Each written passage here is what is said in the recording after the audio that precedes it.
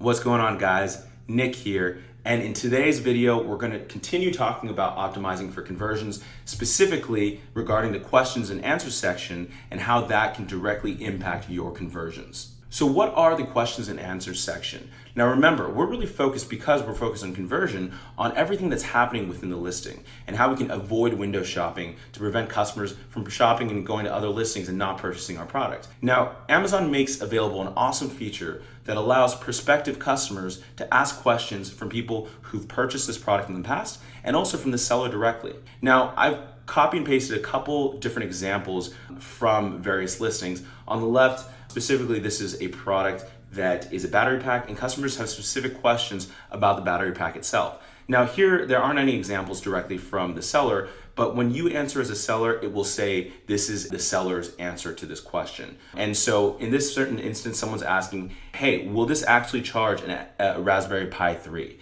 And you can see there aren't very many useful answers, but this is really an opportunity as a seller to make sure that you answer these questions and that you make available the real answers, as opposed to answers that might be coming from customers that really don't know what they're talking about and that might be driving away a sale. Now, the way it shows up is when a customer asks a question, you will receive an email directly from seller-answers@amazon.com.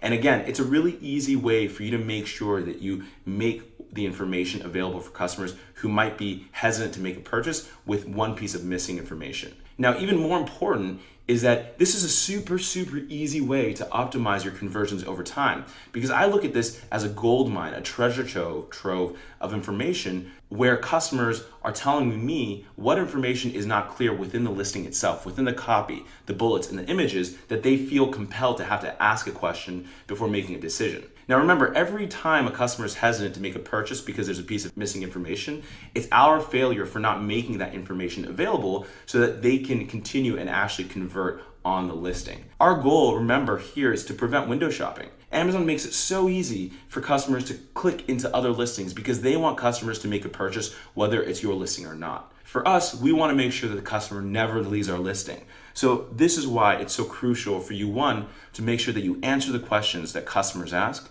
and two, that you take the information that you posted in the Q&A and scour your listing to find out whether or not you made that information clear in both the images, the copy, and the bullets. Now, to really hit the point home, I really wanted to kind of go over my own personal experience that really relays why I find this just so important. So I actually had to buy a onesie a few months ago for a party, and I was really horrified with just how bad the descriptions were for all of these products. And I'm gonna show you an example. So don't judge me, I was looking at this onesie, and when I found it, I thought, great, it's only $39.99, I don't plan to use that often, but I was really kind of astonished with just how much information is missing here. Now over here, just take a look. I mean, I literally had to scour this entire listing and look through what customers were saying in the reviews to try to figure out how this sizing, what sizing was like. Over here it says, I'm 5'7", about 115.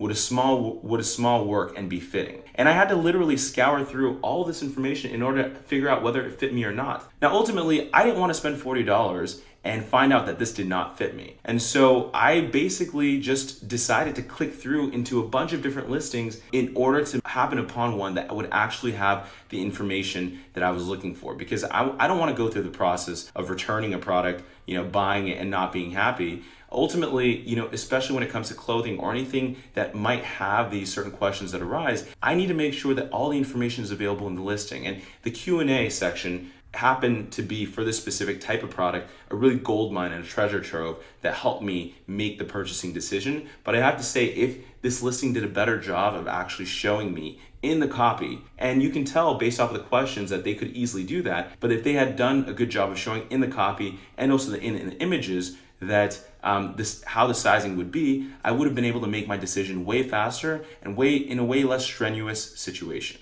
So I pose this question to you. I probably looked at 20 different listings before deciding on the one I felt most comfortable purchasing. This exact scenario is what you as a seller are trying to prevent. How many times have you looked at something and wondered about dimensions, about sizing? All that information absolutely needs to be available in your listing and or your secondary images, or I guarantee you will lose potential customers. Be hyper vigilant about this.